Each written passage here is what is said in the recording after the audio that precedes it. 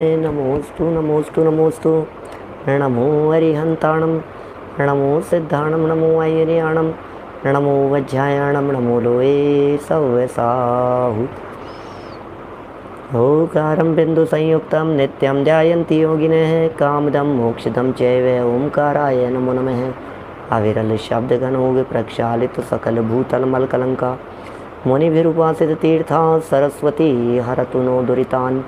अज्ञानतिमिरान्धानां ज्ञानाञ्जनशलाकया चक्षुरुन्मिलितं येन तस्मै श्रीगुरुवे नमः। श्रीपरमगुरुवे नमः। परम्पराचार्यगुरुवे नमः। सकलकलुषविध्वंसकं श्रेयसां परिवर्धकं धर्मसम्बन्धकं भव्यजीवमनः प्रतिबोधकारकं पुण्यप्रकाशकं पापप्रणाशकमिदं शास्त्रं श्रीसंयम प्रकाशनां ध्येयम्। अस्य मूलग्रंथकर्तारः श्री सर्वज्ञदेवास्तदुत्तरग्रंथकर्तारः श्री गणधर देवा प्रतिगणधर देवास्ते श्याम वचनानुसारमासाद्य आचार्य श्री कुंदकुंदामनाय आचार्य सूर्यसागरेण विरचितं श्रोतारः सावधानतया शृण्वन्तु। मंगलम भगवान वीरो मंगलम गौतमो गणी मंगलम कुंदकुंदाद्यो जैन धर्मोस्तु मंगलम सर्वमंगल मांगल्यम सर्वकल्याणकारिकं प्रधानं सर्वधर्माणां जैनं जयतु शासनम् जैनम जयतु शासनम जैनम जयतु शासनम। संयम प्रकाश नाम का ये ग्रंथ है। आचार्य महाराज सूर्य सागर जी साहब द्वारा लिखी गई ये रचना है। ध्यान का प्रकरण चल रहा था। अनेक दिनों से ध्यान की चर्चा करते हुए हम आर्त ध्यान, रौद्र ध्यान और धर्म ध्यान, इन तीन की चर्चाओं को अपेक्षित विस्तार से कर चुके हैं। आर्त ध्यान, रौद्र ध्यान और धर्म ध्यान, इन तीनों की चर्चा अपेक्षित विस्तार से कर लिए जाने के उपरांत अब शुक्ल ध्यान की चर्चा प्रसंग प्राप्त है। धर्म ध्यान की चर्चा संपन्न करते करते बीच में एक प्रकरण प्राणायाम के संदर्भ में भी आ गया और कल हमने प्राणायाम के बारे में भी थोड़ी बहुत चर्चा आप लोगों के बीच में की है। देखिए, अब आज शुक्ल ध्यान की तरफ हम बढ़ना चाहते हैं। यद्यपि इस पंचम काल में शुक्ल ध्यान की तरफ बढ़ना अपने आप में एक बहुत ही कठिन काम है। कठिन क्या है जी, असंभव ही है। क्योंकि इस पंचम काल में एक तो वज्र वृषभ नाराज सैनन बतलाया नहीं गया है। काला साहब, वज्र वृषभ नाराज सैनन इस पंचम काल में होता नहीं है। और वज्र वृषभ नाराज सैनन जिनके होता है उनके ही ये शुक्ल ध्यान होता है। अभी ये शुक्ल ध्यान की क्या क्या अर्हताएँ हैं, ये शुक्ल ध्यान के संबंध में क्या क्या नियम हैं, उन नियमों की चर्चा भी अभी हम आपके बीच में करेंगे कि कौन से जीवों को शुक्ल ध्यान हो सकता है। इतना तो अनिवार्य है, इतना तो नियम है कि ये शुक्ल ध्यान के बिना निर्वाण नहीं होता। इतना तो नियम है कि शुक्ल ध्यान के बिना अरहंत सिद्ध दशा नहीं होती। इस शुक्ल ध्यान के बिना श्रेणी चढ़ना नहीं होता। सिद्ध दशा में तो खैर नहीं है, लेकिन अरहंत दशा इस शुक्ल ध्यान के बिना नहीं होगी।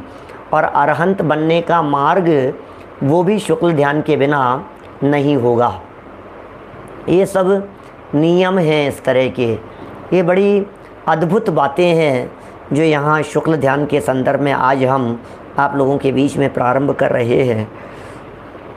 प्राणायाम के दम पर कोई धर्म ध्यान हो जाए, प्राणायाम के दम पर कोई शुक्ल ध्यान हो जाए, प्राणायाम के दम पर हम कुछ आगे बढ़ जाएं, इस गलत फहमी में तो बिल्कुल नहीं रहना। क्योंकि प्राणायाम तो प्राणायाम ही है। प्राणायाम मुक्ति का हेतु नहीं है।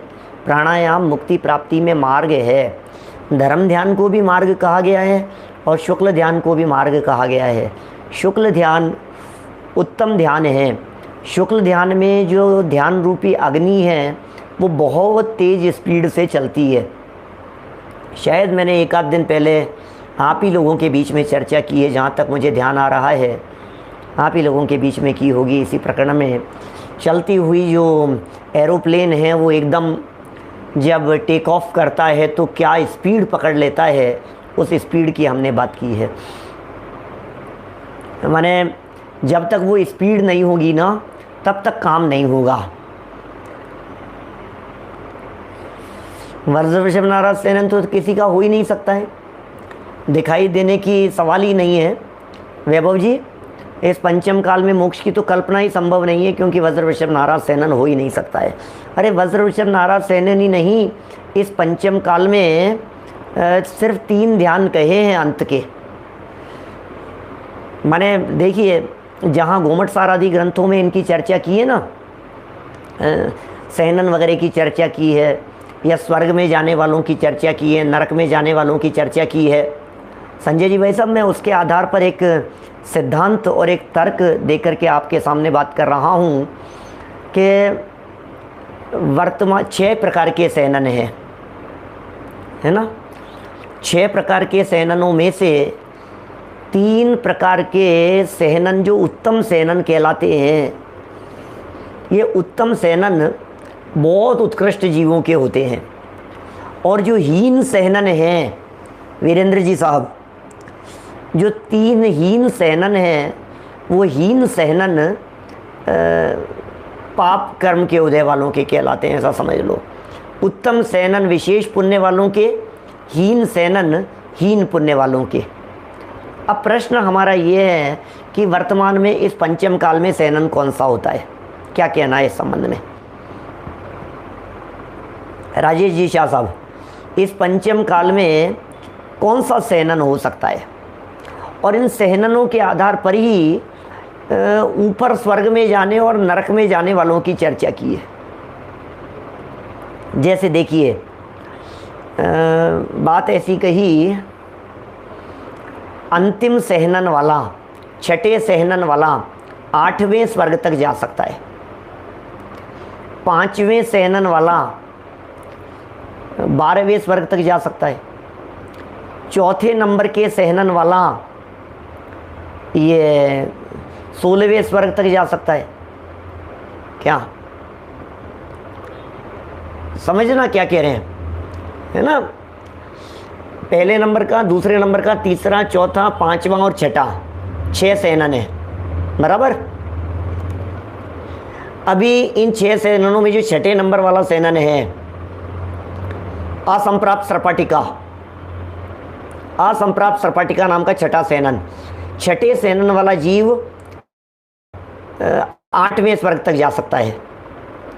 फिर 5वें नंबर के सेनन वाला जीव, ये जा सकता है 12वें स्वर्ग तक। 4थे नंबर का जो सेनन है, ये जा सकता है 16वें स्वर्ग तक।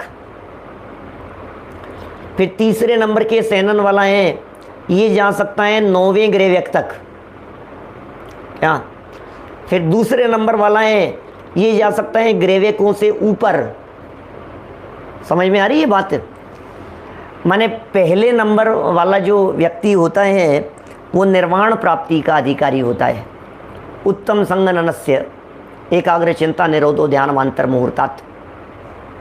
अभी इस पंचम काल में कौन से स्वर्ग तक जा सकता है, तो गोमटसार कर्मकांड की 29, 30, 31, 32 ये 2-3 गाथाओं के अंदर देखेंगे आप, तो सेनन के आधार पर स्वर्ग नरक जाने वालों की चर्चा की, और उल्लेख इस तरह के विद्वानों के माध्यम से कहे गए कि वर्तमान में अंतिम 3 सेनन होते हैं ये नीचे वाले, इसलिए ये जीव 16वें स्वर्ग तक जा सकता है। उत्तम सेनन इस वर्तमान काल में नहीं होते हैं।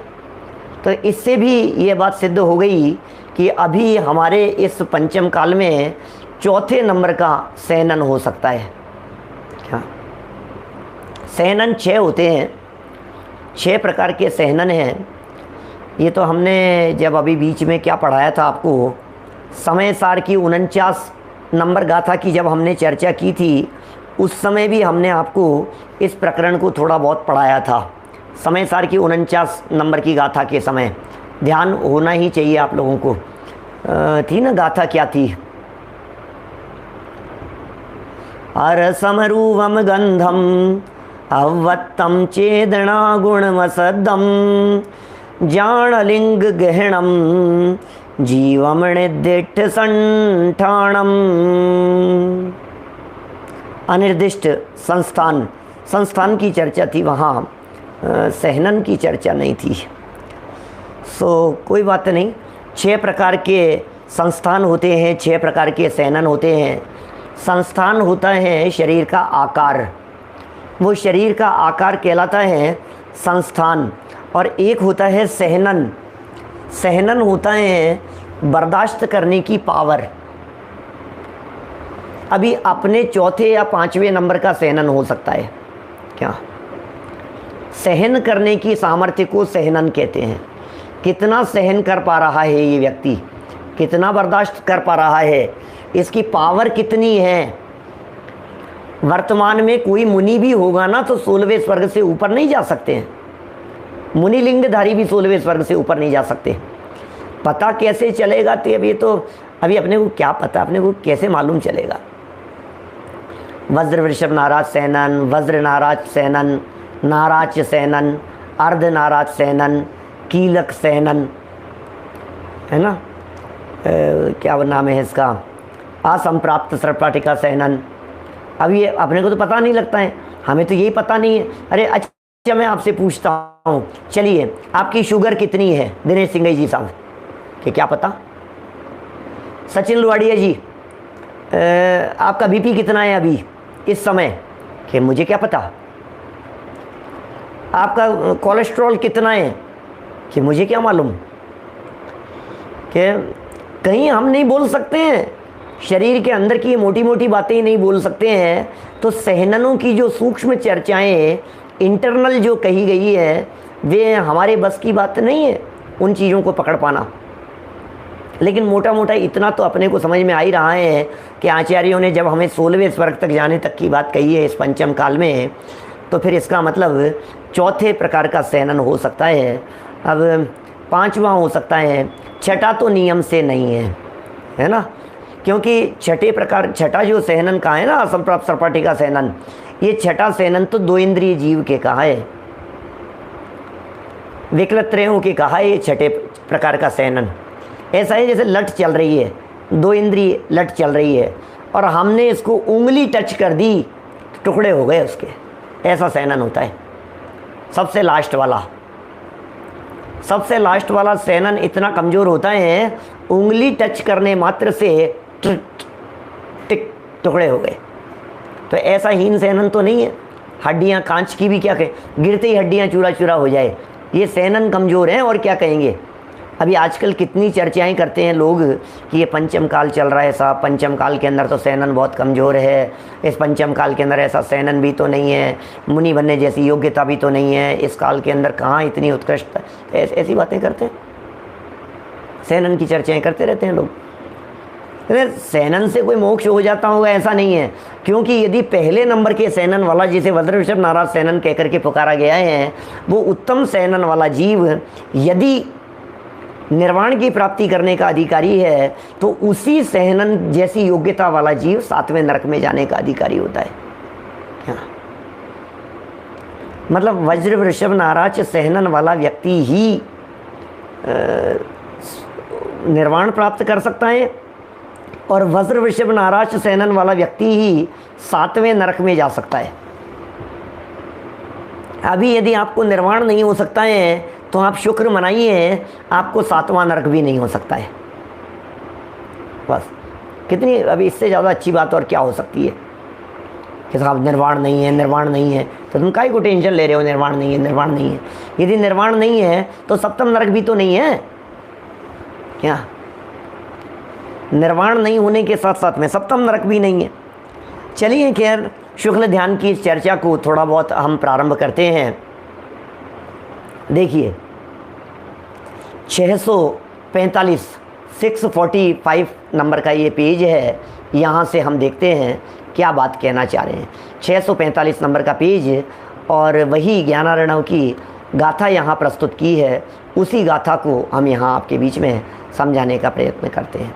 देखिए, मूल गाथा पढ़ता हूँ, संस्कृत की पंक्तियाँ हैं। अब शुक्ल ध्यान का वर्णन करते हैं। जिसके ध्याता मुनि ही होते हैं, कहा भी है जिसके ध्याता मुनि ही होते हैं। क्या? कौन होते हैं? इसके ध्याता कौन होते हैं? मुनिराज जी होते हैं, इसका मतलब गृहस्थों को शुक्ल ध्यान संभव नहीं है। एक तो ये बात नक्की हो गई। शुक्ल ध्यान पावर उनमें ही आएगी, इंटरनल पावर भी है ये। आदि संघ ननोपेत है, पूर्वज्ञ पुण्य चेष्टित है, चतुर्विध ममी ध्यानम सशुक्लम ध्यातुमर्हति।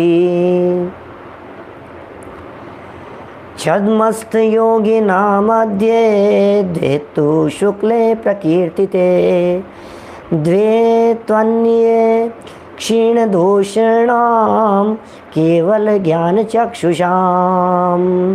ज्ञानार्णव के 42 नंबर 42वें अध्याय का 5वां और 7वां नंबर का यह श्लोक है। और इस श्लोक में शुक्ल ध्यान के अधिकारियों की चर्चा की है। शुक्ल ध्यान के अधिकारी कौन हैं? क्या शुक्ल ध्यान के अधिकारी कौन है? क्या जिस मुनि को प्रथम वज्र वृषभ नारद सेनन हो, लो ये शर्त है, वज्र वृषभ नारद सेनन के बिना वो मुनि निर्वाण प्राप्ति का अधिकारी नहीं होगा, शुक्ल ध्यान का अधिकारी नहीं होगा, श्रेणी चढ़ने का अधिकारी नहीं होगा। निर्वाण आदि तो बहुत दूर की बात है। जिस मुनि को प्रथम वज्र वृषभ नारद सेनन हो, मुनि हो और वज्र वृषभ नारद सेनन भी होना। देखिए दोनों बातें हैं। कोई व्यक्ति को वज्र वृषभ नारद सेनन हो, है ना, अब वज्र वृषभ नारद सेनन है लेकिन मुनि नहीं है, गृहस्थ दशा में है, तो अब उसके शुक्ल ध्यान हो जाएगा क्या? बोले नहीं होगा। तो साहब वज्र वृषभ नारद सेनन है ना इसके, फिर शुक्ल ध्यान क्यों नहीं है? कि नहीं मुनि होना जरूरी है। अब दूसरे व्यक्ति की बात कीजिए, अब दूसरा एक व्यक्ति वो मुनि है तो शुक्ल ध्यान हो जाएगा क्या? कि हाँ हो जाना चाहिए। कि इसके वज्र वृषभ नारद सेनन है क्या? कि बोले वो तो नहीं है। अरे तो कैसे होगा? इसका मतलब शुक्ल ध्यान के लिए मुनि होना भी जरूरी है और उन मुनिराज के वज्र वृषभ नारद सेनन होना भी जरूरी है। वज्र वृषभ नारद सेनन जिन जीवों के हैं उन जीवों के वस्त्र आभूषण आदि का त्याग करके मुनि बनना भी जरूरी है। अदरवाइज शुक्ल ध्यान पर वे नहीं आरूढ़ हो पाएंगे, ध्यानारूढ़ नहीं हो पाएंगे, शुक्ल ध्यान पर कदम नहीं बढ़ा पाएंगे। इतना ही नहीं, 11 अंग 14 पूर्व का ज्ञाता भी होना चाहिए। लो क्या कह रहे हैं? हो क्या कह रहे हैं भैया? कौन होगा, कौन होगा, इस बात का जवाब दीजिए। तो ये कह रहे हैं 11 अंग 14 पूर्व के ज्ञाता को ही शुक्ल ध्यान हो पाएगा। इसका मतलब जो जीव 11 अंग 14 पूर्व का धारी नहीं हो, इतना ज्ञान द्वादश अंग के पाठी, हाँ जी ये कंपलसरी है। ये पंडित जी गले नहीं उतर रही बात, आप क्या कह रहे हो? 11 अंग के पाठियों की बात कर रहे हो, ये बात तो गले नहीं उतर रही। इतना पढ़ा लिखा कौन मिलेगा 11 अंग 14 पूर्व का ज्ञाता? आपने तो द्वादश अंग के ज्ञाताओं की बात कह दी। ये द्वादश अंग के ज्ञाता तो हमारे को यहाँ नहीं मिलेंगे, संभव ही नहीं है। तो साहब 11 अंग 14 पूर्व के ज्ञाता नहीं मिलेंगे। सुनो भाई, 11 अंग 14 पूर्व का ज्ञान बाहर का ज्ञान नहीं है, तुम क्यों चिंता करते हो? जब ये जीव श्रेणी चढ़ने के सन्मुख होता है तो ये जीव अपने आप ही 11 अंग 14 पूर्व का पाठी हो जाता है। क्या अपने आप ही ये जीव 11 अंग 14 पूर्व का पाठी हो जाएगा? संदीप सोगानी जी, माने जब जीव ये है श्रेणी चढ़ने के उन्मुख हुआ। हमारे उमा स्वामी आचार्य देव ने तत्पर सूत्र में एक श्लोक दिया है, सूत्र दिया है। उन्होंने कहा है कि शुक्ले चाद्य पूर्वविद, सर्राफ साहब वो लिखते हैं शुक्ले चाद्य पूर्वविद। हृदय मोहन जी साहब, क्या शुक्ले चाद्य पूर्वविद? क्या शुक्ले च आद्य पूर्वविद? शुक्ल ध्यान के प्रारंभिक चरण में ये जीव पूर्वविद का धारी हो जाता है। अरे श्रेणी चढ़ने का मतलब, श्रेणी चढ़ने का मतलब जानते हैं क्या आप? क्या है श्रेणी चढ़ने का मतलब? है कोई बहुत तेज गति से तूफानी वेग से कदम बढ़ाना। श्रेणी चढ़ना कोई मजाक समझ रखी है आपने? श्रेणी चढ़ना क्या होता है? जब ये जीव बहुत तूफानी वेग से कदम बढ़ाता है, बहुत तूफानी वेग से कदम बढ़ाता है जब ये जीव श्रेणी चढ़ने के उन्मुख होता है। तो अंदर में जब शुद्धोपयोग होता है, शुद्ध परिणति होती है, वीतरागता की अभेद अखंड रूप से रीति से धारा चलने लगती है, तो कर्म ऐसे झड़ते रहते हैं। कर्मों के ऐसे लेपड़े लथेड़े, क्या कहो शब्द आप पुरानी भाषाओं में इस तरह के जो बोलते हैं, एकदम उसके पपड़ियाँ की पपड़ियाँ कर्मों की उतरती है, ऐसे झड़ते हैं, ऐसे झाड़ दो जैसे झड़ते रहते हैं, ऐसे कर्म उतरते रहते हैं। कमल जी बोरा साहब ऐसे उतरते हैं, ऐसे कर्म, ऐसे वो जैसे बहुत लंबे समय से नहीं नहाए हुए व्यक्ति के हल्दी का लेप करने पर जिस तरह से हल्दी चढ़ाते हैं तो उतरती है ना, वो मैल उतरता है जिस तरह का, ऐसा मैल परतें ये सही शब्द दिया पांडे साहब, योगी जी, ये आपने बहुत सही शब्द दिया। परतें उतरती है, परत, एक परत उतर गई, फिर परत उतर गई, फिर परत उतर गई। अब चूंकि ज्ञान के ऊपर आवरण था, अपन क्या कह रहे हैं, ज्ञान के ऊपर आवरण आया हुआ था, अब इसलिए ज्ञान कम होता था। अब फर्स्ट लेयर उतर गई, सेकंड लेयर उतर गई, तो अंदर से जो जानने की जो योग्यता थी वो विशेष बढ़ गई। फिर एक लेवड़ा और उतर गया, है ना, एक लेयर उसकी और उतर गई, एक लेवल और उतर गया। तो बोले अब क्या हुआ, अब बोले पतला सा आवरण रह गया। तो अंदर जो ज्ञान का प्रकाश था, ये अंदर ज्ञान का प्रकाश और अधिक तेजी से बाहर निकलने लगा, ज्ञान और तीव्र हो गया। ज्ञान कैसे तीव्र होगा, ज्ञान की तीव्रता कैसे होगी, बोले ज्यों ज्यों ऊपर का आवरण हटता जाएगा त्यों त्यों ये तीव्रता इसकी बढ़ती चली जाती है, त्यों त्यों इसकी तीव्रता बढ़ती चली जाती है, ज्ञान का विकास होता चला जाता है। अब चूंकि चौथे गुणस्थान वाले की बहुत निर्जरा हो रही है, पांचवें वाले की बहुत निर्जरा हो रही है, छठे सातवें गुणस्थान वाले की बहुत निर्जरा हो रही है, गुण श्रेणी निर्जरा हो रही है, स्टेप बाय स्टेप अंतर मुहूर्त समय समय प्रति असंख्यात असंख्यात गुणी क्रमशः असंख्येय गुण निर्जरा असंख्यात असंख्यात गुणाकार रूप से निर्जरा हो रही है। आप कल्पना कर सकते हैं गुणाकार असंख्यात निर्जरा का मतलब क्या होगा। जब गुणाकार रूप से असंख्यात असंख्यात गुना गुणित होकर के जब निर्जरा होती रहती है, जैसे पहले दिन 5, फिर दूसरे दिन 25, फिर तीसरे दिन 25 को 25 से मल्टीप्लाई करो, ओहो 625, क्या बात कर रहे हो, फिर 625 को 625 से मल्टीप्लाई करो। अब आप सोच रहे हैं क्या कह रहे हैं ये, अब उनको कैसे कैसे मल्टीप्लाई होता चला जाता है ये असंख्यात असंख्यात गुने की बात समझो, सीधा सा मत पड़ो इस चक्कर में। पहले समय जितनी निर्जरा उससे असंख्यात गुनी ज़्यादा दूसरे समय में, फिर उससे असंख्यात गुनी ज़्यादा तीसरे समय में, उससे असंख्यात गुनी ज़्यादा चौथे समय में, उससे असंख्यात गुनी ज़्यादा। क्या क्या कर रहे हो भाई साहब, समझ में आ रही है बात, आप कर क्या रहे हो, समझ में आ रही है, दिमाग के बाहर से जाती है बातें, हमारे कल्पना के बाहर चली जाती है, दिमाग के बाहर चली जाती है बातें। तो ये कह रहे हैं ऐसी निर्जरा होने पर जो कर्म का आवरण आया हुआ था, वो आवरण ऊपर से उतरने पर यदि ज्ञान का विकास ऑटोमेटिक इतना हो गया कि ये जीव द्वादशांग का पाठी हो गया, तो इसमें कौन से आश्चर्य की बात है। कई बार इस तरह का प्रश्न उठता है और समाज में इस तरह की चर्चाएं चलती हैं। हमारे कर्णानुयोग के विशेषज्ञ विद्वान कई लोग मानने को तैयार नहीं होते और मुझे इसमें कोई बाधा नज़र नहीं आती। महाराज साहब यहाँ लिख रहे हैं, शुक्ल ध्यान के काल में इन्होंने तो यही लिखा है जो बात मैं समझता हूँ, मेरे मंतव्य का पोषण किया है। यहाँ ये लिख रहे हैं 11 अंग 14 पूर्व का ज्ञाता हो जावे वही शुक्ल ध्यान का अधिकारी है। इसका मतलब हर शुक्ल ध्यान चढ़ने वाला व्यक्ति 11 अंग 14 पूर्व का पाठी होता ही होता है, ये अर्थ निकला इसका। अब हमारे कई व्याख्याकार विद्वान जो हैं जिनसे हमारी चर्चाएं होती रहती है, पुराने समय में 20-25 सालों में कई बार जब ये प्रकरण उठा तब सामने से कईयों ने स्वीकार भी किया, अनेक लोगों ने माना इस बात को कि हाँ ठीक है होती है, नियम से होती है, शुक्ल चाद्य पूर्वविद। और इस सूत्र की व्याख्या करने में भी इस तरह की बातें कई उठी, राजवार्तिक में, श्लोक वार्तिक में, सर्वार सिद्धि में, कि इस सूत्र का क्या अर्थ लगाना चाहिए। क्या शुक्ल ध्यान के प्रथम 2 चरणों में नियम से द्वादश अंग का ज्ञान हो जाएगा कि हाँ हो जाएगा, यह हमारा कहना है। ये भी यही कह रहे हैं, ऐसा है। अब कुछ विद्वान जो नहीं मानते हैं वो तर्क क्या देते हैं, जरा सुनिए।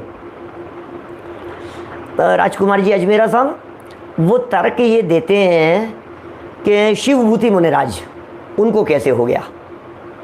तो मैं ये कह रहा हूँ शिवभूति मुनिराज, बोले शिवभूति मुनिराज को ज्ञान कम था, और शिवभूति मुनिराज को ज्ञान कम होने पर भी वे शुक्ल ध्यान की श्रेणी पर चढ़ गए, तो इसका मतलब कम ज्ञान वाला भी चढ़ सकता है।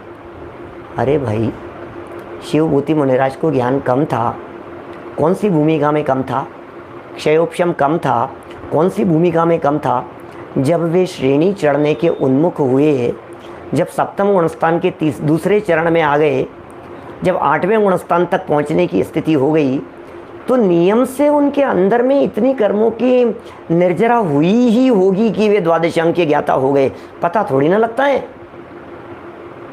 आप शिवभूति मुनिराज का एग्जाम्पल कैसे दे सकते हो? एग्जाम्पल दे रहे हो शिवभूति मुनिराज का, और दशा उनकी ले रहे हो जब तुष्मासम घोषंतो वाली दशा थी, उस दशा के क्षयोपशम की बात कर रहे हो। मेरे को नहीं जचती है ये बात। मैंने जब ये बात हमारे अन्ना जी को बतलाई, ब्रह्मचारी यशपाल जी को, तो उन्होंने तुरंत स्वीकार कर लिया कि हाँ संजीव बाबू सही कहते हो आप, ऐसा ही है, ऐसा ही होना चाहिए, इसका तो यही अर्थ बैठना चाहिए। कई जगह लिखे हैं, ये जैन गजट वगैरह के अंदर पहले शंका समाधान चलते थे इस तरह के, कई पुराने विद्वानों ने अपनी बुद्धि बल से इस तरह के तर्क दे करके उसके निषेधात्मक भी बात कही है कि नहीं होना चाहिए। बात तो अंदर की है, लेकिन जब इतनी कर्मों की निर्जरा इतनी तीव्र गति से हो रही है, इतने तीव्र वेग से जब कर्मों की निर्जरा हो रही है, तो फिर क्या बाधा है? मुझे ये समझ में नहीं आती कि उनको द्वादशांग का ज्ञान हो जाए। द्वादशांग का ज्ञान कोई पढ़ पढ़ करके होता है क्या? चलिए एक और तर्क देता हूँ, सुनो। 11 अंग 14 पूर्व का ज्ञान मैं कह रहा हूँ कब होता है वैभव जी? जब श्रेणी चढ़ने के उन्मुख होता है, तब 11 अंग 14 पूर्व का पाठी होता है। जब ये जीव श्रेणी चढ़ने लगेगा तब 11 अंग 14 पूर्व का पाठी होता है। मेरा प्रश्न है आप सब प्रबुद्ध श्रोताओं से, सब अभ्यासी लोग हैं, मेरा छोटा सा प्रश्न है कि क्या पूछ रहा था, देखो 11 अंग 9 पूर्व का ज्ञान कैसे हो सकता है? बोलो नरेश जी भाई साहब नागपुर, बोलो 11 अंग 9 पूर्व का ज्ञान कैसे हो सकता है? सब मिथ्या दृष्टि तक को हो सकता है, द्रव्यलिंगी को हो सकता है, 11 अंग 9 पूर्व तक का ज्ञान हो सकता है। हो सकता है ना, आप मान रहे हो ना इस बात को, 11 अंग 9 पूर्व तक का ज्ञान। तो जब 11 अंग 9 पूर्व तक का ज्ञान मिथ्या दृष्टि को हो सकता है, 9 पूर्व तक का ज्ञान मिथ्या दृष्टि को हो सकता है, 11 अंग 9 पूर्व तक का ज्ञान मिथ्या दृष्टि को हो सकता है, तो सम्यक दृष्टि भावलिंगी संत 6ठे 7वें गुणस्थान वर्ती श्रेणी चढ़ने वाले प्रत्येक जीव को 11 अंग 14 पूर्व का ज्ञान हो जावे तो क्या दिक्कत है? ये वो जीव है जिग्नेश भाई, जिस जीव की अभी ये परतें उतरती चली जा रही हैं। अरे अभी तो 11 अंग 14 पूर्व का ज्ञान हुआ है, परत उतर रही है। ये वो जीव है जो श्रेणी चढ़ते हुए अंतर्मूर्त में केवल ज्ञान लेने वाला है। परत उतरते सारी परतें उतर जाएगी और केवल ज्ञान की प्राप्ति हो जाएगी। ये वो जीव है शुक्ल ध्यान वाला जीव। ये शुक्ल ध्यान वाला जीव तो निर्वाण प्राप्ति का अधिकारी है भैया। शुक्ल ध्यान पर चढ़ने का मतलब है अब तो गया, अब तो निकल गया, अब तो तीर हाथ से छूट गया। ये है शुक्ल ध्यान की स्थिति। अब तो स्पीड पकड़ ली इसने। शुक्ल ध्यान की स्थिति कैसी है? केवल ज्ञान ले रहा है। जो जीव नियम से अंतर मुहूर्त के अंदर या तो 11वें गुणस्थान से नीचे गिर जाएगा, नहीं तो अंतर मुहूर्त के अंदर केवल ज्ञान की प्राप्ति कर लेगा, उस जीव के श्रेणी चढ़ने का काल होता है। कहाँ है श्रेणी चढ़ने वाले लोग? कई बातें हैं, कई विद्वानों के साथ में जब डिस्कशन होता है तो लोग उस बात को समझ नहीं पाते हैं। मैंने वो सेकंड भी कह दिया, लेकिन मेरा वाला पक्ष कौन सा है, मेरा वाला तर्क कौन सा है, मैं कौन से तर्क दे करके आपसे बात कर रहा हूँ, वो बराबर आपको ध्यान रखना है। होता है, हो जाता है, बिना पढ़े पढ़ करके क्या ज्ञान होगा जी? क्या पढ़ करके भी कोई ज्ञान होता है क्या? पढ़ करके कितना ज्ञान कर लेगा कोई व्यक्ति? पढ़ करके कोई ज्ञानवान नहीं होता है क्या? तो चलो 11 अंग 14 पूर्व का ज्ञाता हो। ओहो, किनकी चर्चा चल रही है? शुक्ल ध्यान वालों की। शुक्ल ध्यान वालों के संदर्भ में नियम बनाए जा रहे हैं। जिस मुनि को प्रथम वज्र वृषभ नाराज सेनन हो, फिर 11 अंग 14 पूर्व का ज्ञाता हो और चारित्र की पूर्ण शुद्धता हो। माने कमजोर चारित्र वाला नहीं चढ़ेगा, चारित्र की उत्तम स्थिति है। अभी इसकी जो स्थिति है, अभी एक प्रश्न बीच में आ गया, देखो सामने से मोक्ष भाई 11वें गुणस्थान से नीचे आ गया तो ज्ञान कायम रहेगा कि नहीं रहेगा? रह भी सकता है और नहीं भी रह सकता है। इस संबंध में हमारे दोनों मंतव्य हैं। क्षयोपशम ज्ञान है ना, क्षयोपशम ज्ञान है, तो अभी यदि वो रह जाए कायम तो इसमें भी कोई आश्चर्य नहीं है, क्योंकि 11 अंग 10वें पूर्व का ज्ञान भावलिंगी संतों को होता है, ऐसा जनागम में कहा है। 9 पूर्व तक का ज्ञान तो मिथ्या दृष्टि को भी हो जाता है। सचिन लोहाड़िया जी, राजेंद्र वावेल जी साहब, 11 अंग 9 पूर्व तक का ज्ञान तो मिथ्या दृष्टि के भी हो जाता है, और 10वें पूर्व का ज्ञान भावलिंगी संतों को ही होता है। 10वें पूर्व के जो ज्ञाता होते हैं वे भावलिंगी संत ही होते हैं, और उन्हें 10वें पूर्व का ज्ञान होते ही ऑटोमेटिक 500 विद्याएं प्रकट हो जाती है, रिद्धियां प्रकट हो जाती है, सामर्थ्य प्रकट हो जाती है, अनेक तरह की चमत्कारिक शक्तियां प्रकट हो जाती है, अनेक देवी देवता उनके चरणों में आकर के लौटने लगते हैं, उनकी आज्ञा अनुसार चलने लगते हैं। उस 10वें पूर्व का नाम है, विवेक सिंह जी, विद्यानुवाद। पाटनी जी साहब इंदौर वाले, 10वें पूर्व का नाम है विद्यानुवाद पूर्व। भाई विपिन शास्त्री, विद्यानुवाद पूर्व जो है 10वां पूर्व, ये अनेक प्रकार के विद्याएं, बहुत तरह की विद्याएं प्रकट हो जाएगी, उसका नाम ही विद्यानुवाद है, उस पूर्व का नाम ही। अब कौन सी भूमिका में हुआ? बोले 6ठे 7वें गुणस्थान की भूमिका में, भावलिंगी संतों को हुआ। अब देखो ओ आश्चर्य, हम गजब की बात तो यह है कि 6ठे 7वें गुणस्थान की भूमिका में 11 अंग 10वें पूर्व का ज्ञान हो गया, सैकड़ों विद्याएं उनके जीवन में प्रकट हो गई। अब गुणस्थान नीचे गिर जाने के बावजूद भी, क्या सैकड़ों विद्याएं प्रकट हो गई थी 6ठे 7वें गुणस्थान में, गुणस्थान नीचे गिर जाने के बावजूद भी वे विद्याएं, वे रिद्धियां, वे ज्ञान, वो क्षयोपशम, वो योग्यता कायम रहती है, गुणस्थान गिरने के बाद भी कायम रहती है। कैसी बात कर रहे हो आप? देखो मैं बताता हूं आपको, रिद्धियों की चर्चा की हमने पिछले दिनों फिरोजाबाद, अभी वहाँ नहीं की थी चर्चा, यहाँ कर रहा हूँ नई चर्चा। बहुत सारे लोग फिरोजाबाद वाले भी जुड़े हुए हैं। बोले कुछ रिद्धियाँ ऐसी होती हैं जिन रिद्धियों का प्रयोग करें तो गुणस्थान नियम से गिर जावे।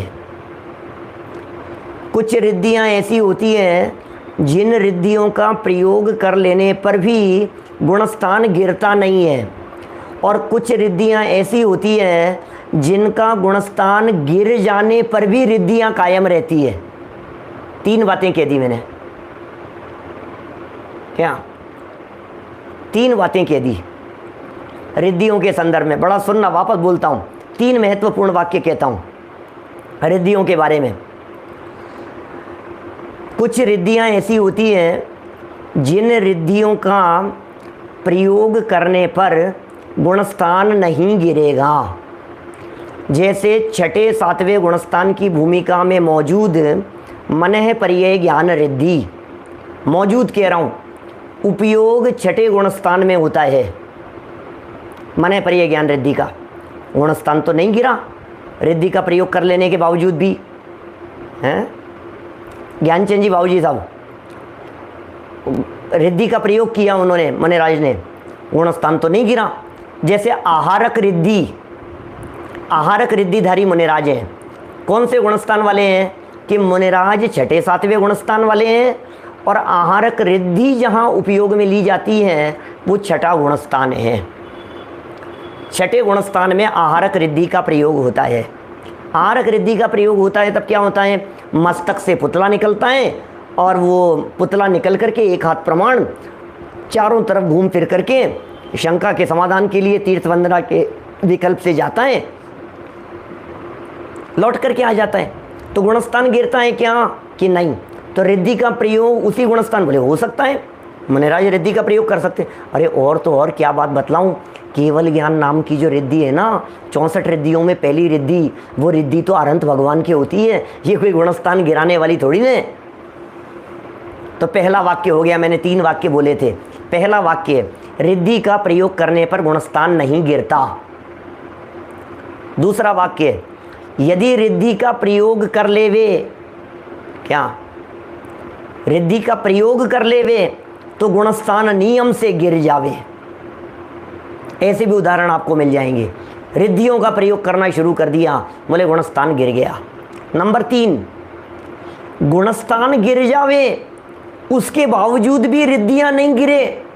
विष्णु कुमार मुनिराज का उदाहरण जो उपयोग में चल रहा था, हमारे उपयोग में चल रहा था, विष्णु कुमार मुनिराज का उदाहरण कि बोले गुणस्थान 6, 7वां, रिद्धि वहाँ प्रकट हुई थी। गुण जब वस्त्र पहन लिए तो गुणस्थान गिर गया, जब गुणस्थान गिर गया तो रिद्धि भी गिर जानी चाहिए थी, बोले नहीं गिरी।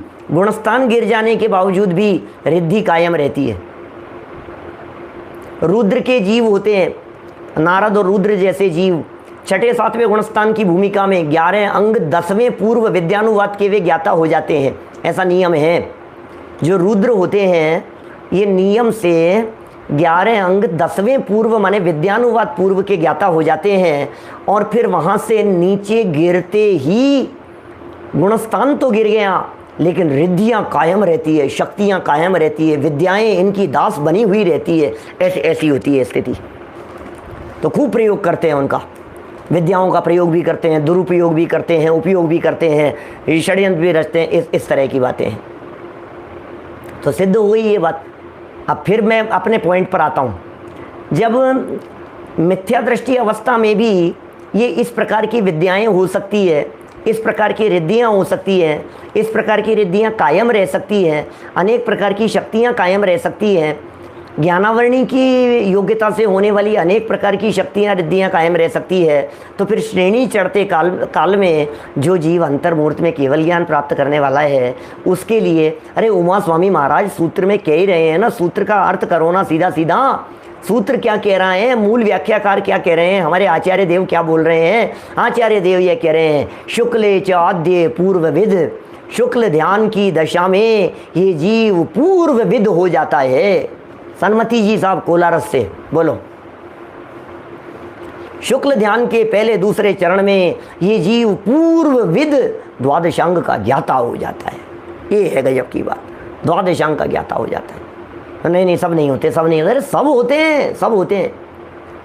इनको 11 अंग 14 पूर्व मानने में ऐतराज हो रहा है। मुझे ये नहीं लग रहा है 2 मिनट बाद में जिस जीव को केवल ज्ञान, पूरा संपूर्ण ज्ञान, लोकालोक का ज्ञान, अनादि अनंत के समस्त पर्यायों का ज्ञान होने वाला है, जो जीव सकल द्रव्य के गुण अनंत पर्याय अनंता वाला होने वाला है, मिनट के अंदर, विद इन मिनट 1 मिनट के अंदर अंदर उस जीव को आपको 11 अंग 14 पूर्व मानने में ऐतराज हो रहा है, श्रेणी चढ़ने वाले जीव को। अब प्रश्न ये है कि वो श्रेणी चढ़ने वाला जीव जब नीचे गिर गया 11वें गुणस्थान से, तब क्या होगा?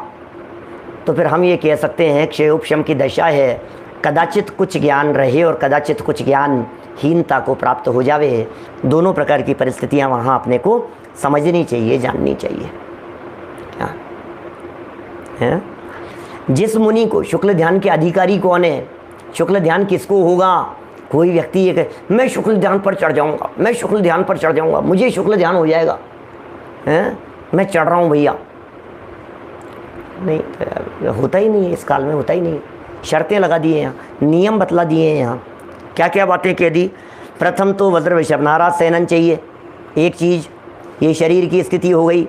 नंबर 2, 11 अंग 14 पूर्व का ज्ञाता होना चाहिए, ये ज्ञान की बात हो गई।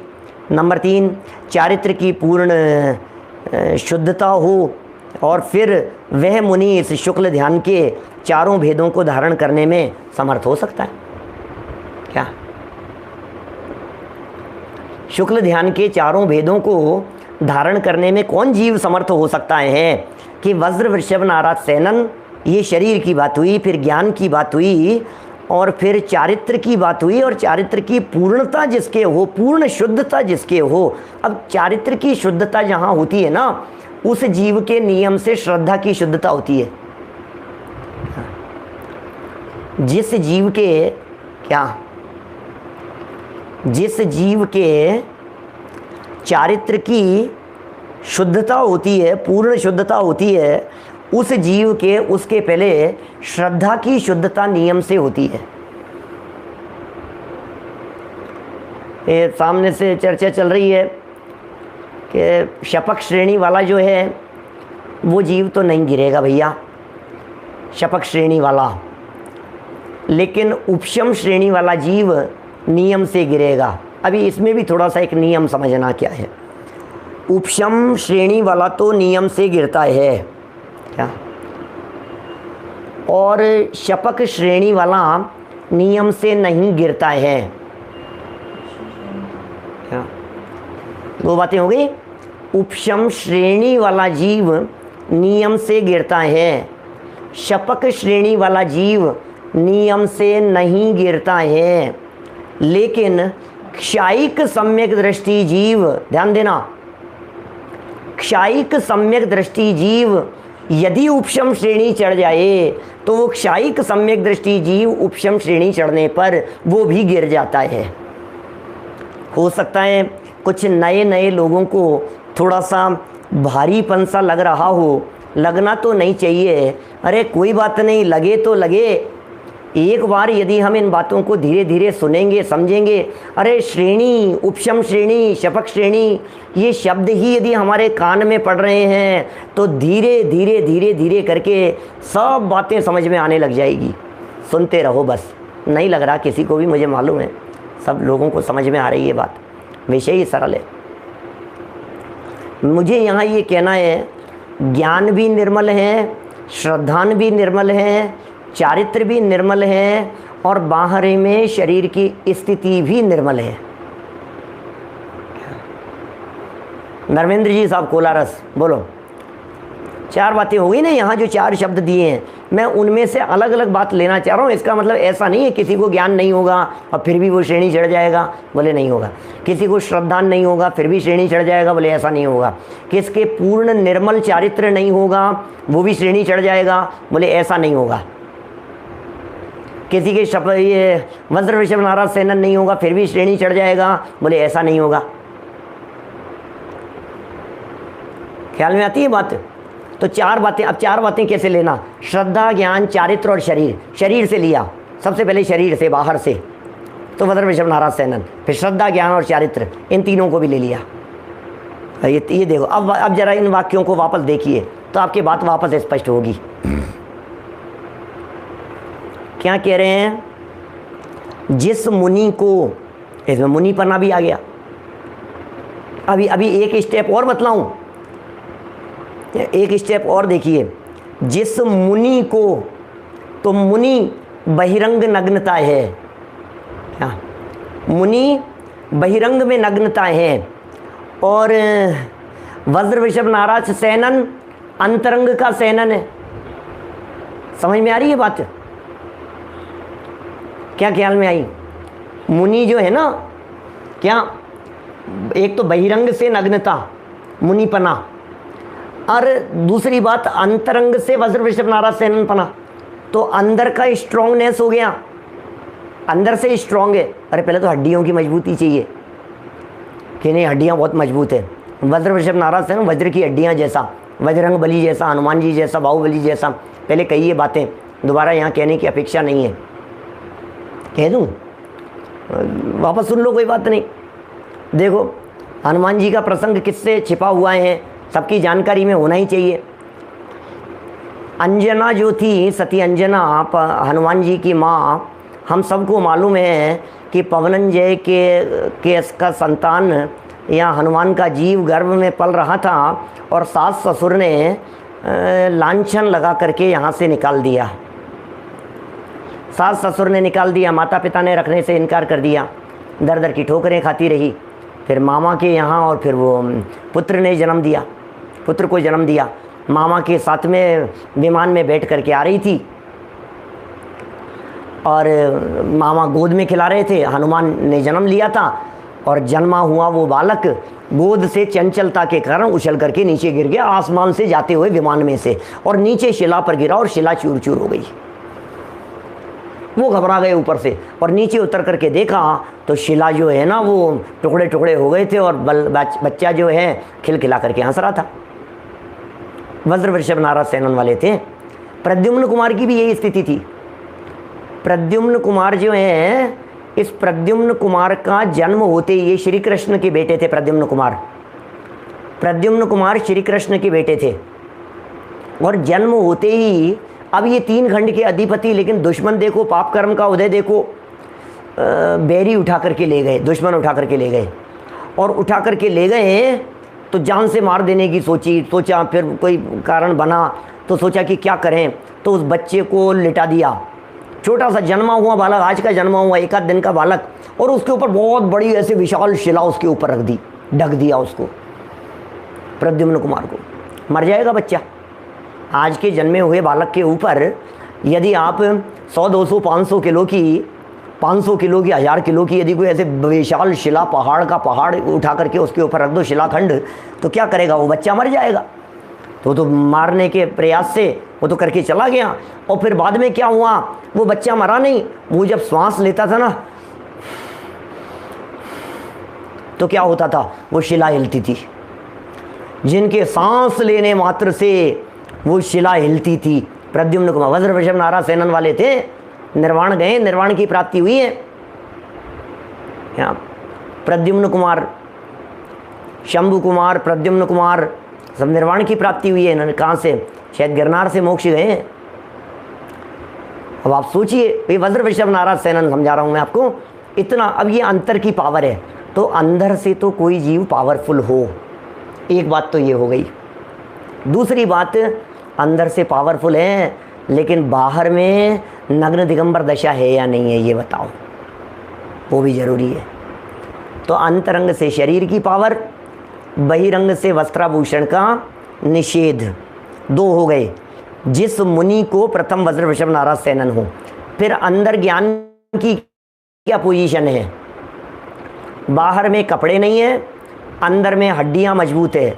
हड्डियों से भीतर जाओ तो ज्ञान 11 अंग 14 पूर्व का है, और भीतर यदि जाकर के बात करो तो श्रद्धान निर्मल है।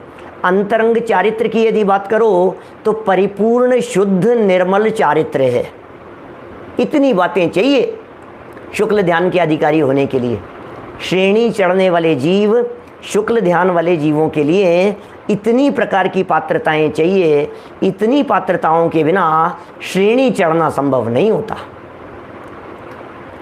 अभी श्रेणी की बात मत करो, क्योंकि ध्यान का प्रकरण चल रहा है, तो ध्यान की भाषा में कह दो, इतने अर्हताओं को पूरी किए बिना, इतने नियमों को पार किए बिना ये जीव शुक्ल ध्यान ध्याने का अधिकारी नहीं होता कि साहब ये जीव शुक्ल ध्यान वाला है। कैसे कहा शुक्ल ध्यान वाला है? इतनी बातें होगी। अच्छा, ये चारों बातें हो जाए फिर भी शुक्ल ध्यान होवे, कोई ज़रूरी नहीं है, हो भी सकता है, नहीं भी हो सकता है। जिस मुनि को प्रथम वज्र वृषभ नारद सेनन हो, 11 अंग 14 पूर्व का ज्ञाता हो, माने 12 अंग का ज्ञाता हो गया, श्रुत केवली जैसे ही हो गए एक प्रकार से। वैसे श्रुत केवली नाम की पदवी है, और 11 अंग 14 पूर्व के ज्ञाता तो सभी हो जाते हैं, इतना फर्क है। श्रुत केवली सब नहीं होते, हर 11 अंग 14 पूर्व का पाठी श्रुत केवली नहीं होता। हाँ, जो श्रुत केवली होते हैं वो सब 11 अंग 14 पूर्व के पाठी नियम से होते हैं। वापस बोलता हूँ, जो 11 अंग 14 पूर्व के पाठी होंगे वो सब श्रुत केवली हों ऐसा जरूरी नहीं है। लेकिन जो श्रुत केवली एक विशिष्ट प्रकार की पोस्ट है, ये विशिष्ट प्रकार की पदवी है, क्या विशेष प्रकार की पदवी है ये श्रुत केवली, उन जीवों को नियम से 11 अंग 14 पूर्व का ज्ञान होता है, ऐसा है। प्रश्न सामने दिख रहा है कि भाई जिनको ये वज्र वृषभ नारद सेनन होता है उन्हें पता होता है क्या? क्या हो जाता है, ऐसा कुछ नहीं है, मालूम होता है। अरे उग्र पुरुषार्थी होते हैं। अच्छा, जो व्यक्ति यूनिवर्सिटी टॉप करने का पात्र होता है उसे इस बात का पता होता है कि नहीं कि मुझ में पात्रता है या नहीं है? बोलो। जो IAS बनने का अधिकारी होता है उसे पता होता है कि नहीं मुझ में योग्यता है या नहीं है। योग्य व्यक्तियों को अपनी योग्यताओं का पता होता ही होता है। अंदर में पुरुषार्थ उछलता है भाई साहब, अंदर में पुरुषार्थ ऐसे उछलता है कि सब पता लगता है कि अरे अपन क्या क्या बात करें, अपन सब पता लगता है, उनको हो जाता है। ताकत ही तो है। और अंतरोन्मुखी पुरुषार्थ करेंगे तो निर्वाण की प्राप्ति होगी। बहिर्मुखी पुरुषार्थ की तरफ बढ़े रहेंगे तो 7वें नरक तक भी पहुंच सकते हैं। तो 14 पूर्व का ज्ञाता भी हो गया, 11 अंग 14 पूर्व का। चारित्र की पूर्ण शुद्धता, वो मुनि, वह मुनि इस शुक्ल ध्यान के चारों भेद, इसका मतलब शुक्ल ध्यान के भी 4 भेद हैं। हम पूर्व में आर्त ध्यान के 4 भेद, फिर रौद्र ध्यान के 4 भेद, फिर धर्म ध्यान के 4 भेद। धर्म ध्यान के 4 भेदों के अंतर्गत पिंडस्थ पदस्थ रूपस्थ रूपातीत, शुभ ध्यान के भी 4 भेद, इन सब की चर्चा कर चुके हैं। अब शुक्ल ध्यान के 4 भेद हैं, उनको धारण करने में वो समर्थ हो सकता है। अब ये शुक्ल ध्यान के 4 भेद कहाँ कहाँ होते हैं, किस किस के होते हैं, इनका क्या स्वरूप है, कौन से गुणस्थान में कौन सा पाया जाता है, इसकी थोड़ी बहुत चर्चा इन्होंने नीचे की है। कल इस प्रकरण को और आगे बढ़ाएंगे। अभी की जितनी बात कही है कर्णानुयोग का विषय है, धर्म कांटा है, इधर से उधर हिलने डुलने की भी कोई गुंजाइश नहीं होती है। सभी बातों में नियम जानना चाहिए। इन सब बातों को जानते समझते हुए हम अपने उपयोग को निर्मल करें, इसी भावना से बात को यहीं विराम देता हूँ। निज निधि निज में बताई, यह अनंत उपकार है। उसके लिए जिन वाणी माँ को वंदना शत बार है, वंदना शत बार है। दोपहर में आज से हमने नए चक्र की कक्षा प्रारंभ की है। 4:30 बजे से लाइव होती है। 4:30 से 5:15 का टाइम है। नए चक्र शुरू से है, स्टार्टिंग से है। नए क्या हैं, नयों का क्या स्वरूप है, नयों की क्या आवश्यकता है, यहाँ से चर्चा है। लाइन टू लाइन पढ़ेंगे। 4:30 बजे दोपहर में शुरू होती है। सुबह यथावत जो चलता है वो चलता ही है। 9:20 पर समय सार की चर्चा। रात को 10 बजे पारस TV पर जो चलता है वो चलता ही है। 9